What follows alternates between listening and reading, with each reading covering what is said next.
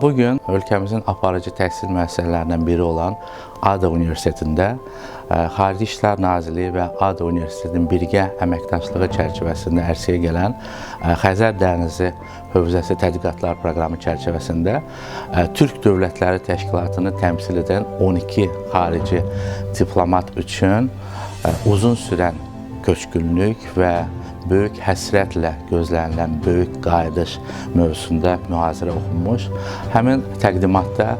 ölkəmizin üzləşdiyi qaçqınlıq, məcburi köçkünlük problemləri, onun tarixi kökləri haqqında möhtərəm cənab prezidentimizin rəhbərliyi ilə Azərbaycan dövləti tərəfindən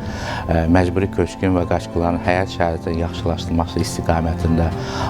edilən tədbirlər haqqında, aparılan siyasət haqqında və təbii ki, artıq Vətən müharibəsindən sonra qazanılmış tarixi zəfərimizdən sonra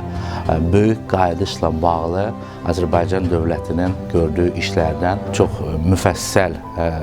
geniş məlumat verildi, prezentasiya olundu. Komitə tərəfindən hazırlanmış film və videoçarxlar nümayiş etdirildi və həmçinin xarici diplomatlarımızın çoxlu sayda olan sualları cavablandırıldı. Bu cür tədbirlərin Azərbaycan xalqının, Azərbaycan dövlətinin səsinin dünya ictimaiyyətinin diqqətinə çatdırılmasında əlbəttə ki, rolu olduqca müstəsnadır.